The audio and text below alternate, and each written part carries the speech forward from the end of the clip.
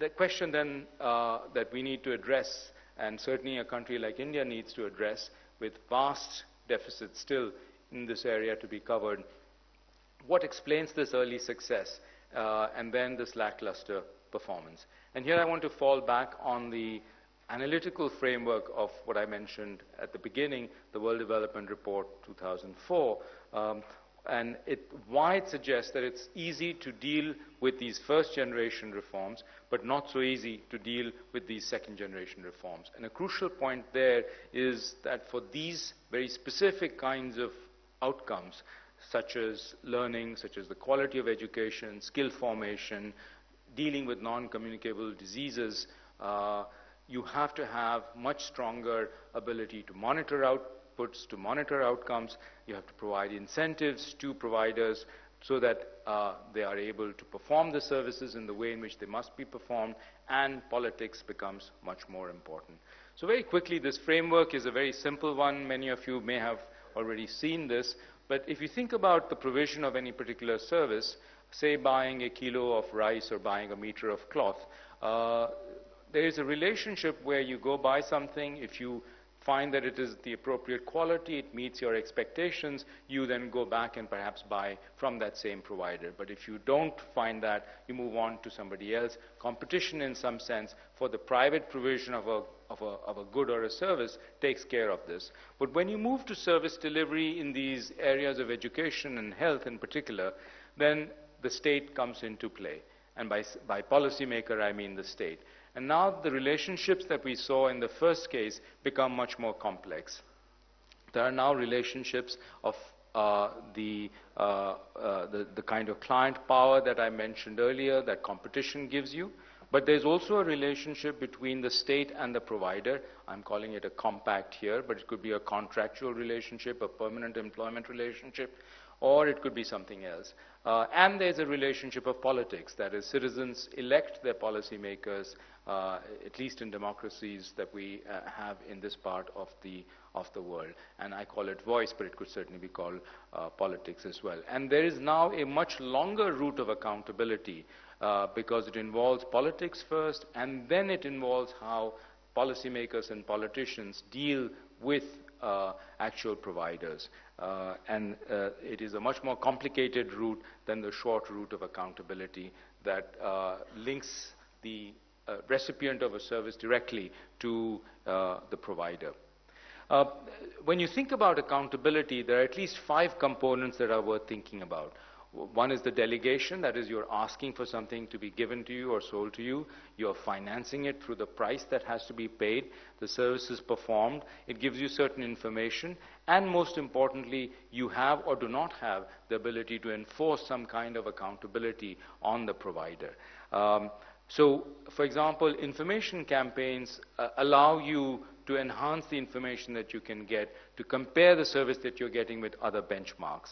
Collective action allows you to do something when you delegate or when you finance a particular service. And sanctions and redress, of course, allow you to enforce accountability. But these are all complex things that, in the case of first-generation reforms, were easier to do because of the ease of monitoring some of the outcomes, the ease of writing contracts or creating the conditions under which states could provide.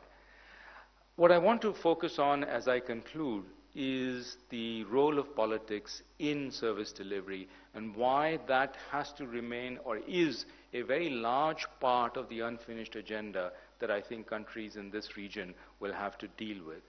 Even more than we emphasized when we wrote the World Development Report for 2004, I think we now recognize that politics is actually key to the entire service delivery chain.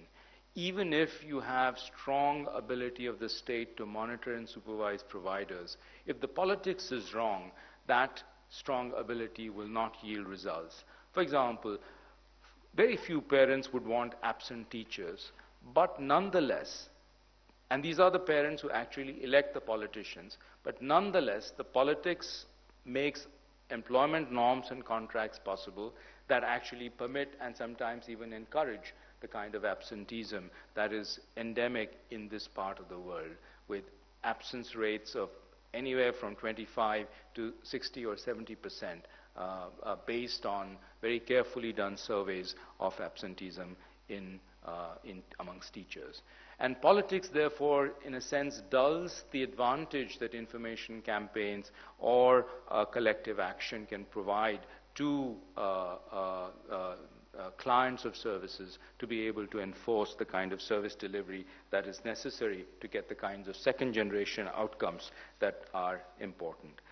In this situation, I think we have, in this part of the world, have had to balance market failures and government failures, because political failures or political market failures really are a class of government failures that we need to be thinking about. And in South Asia, and this is part of the unfinished agenda, I think, for us, we have perhaps more often than not underestimated the scope, the depth, the breadth of government failures, and in some ways have gone blindly into thinking that in trying to correct market failures, governments always will do right. And that has not been the case in many instances where we've seen major expansion of enrollment, but without the ability to actually show and demonstrate the learning outcomes that should have gone with that kind of with that kind of expansion of enrollment.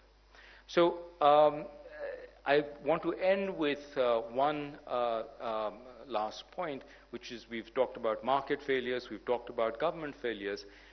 In our part of the world, we've increasingly, and actually in other parts of the world, we've increasingly turned to participation as the magic solution. But I think we need to be very conscious that there are also civil society failures. We've assumed that school councils, urban resident associations, all work for the public good, but that may not be the case. The same sorts of problems that beguile government failure, asymmetric information, inequality, coordination, can also be very important in the case of collective action. Research that the World Bank is doing and is yet to be published suggests that, and this is a survey of about 500 rigorous studies of collective action and participation, suggests that in effect collective action works when there are effective state institutions. An example of this, when you have strong institutions at the center or at the federal level who are able to impose standards, who are able to monitor and evaluate, then one finds that decentralization works better.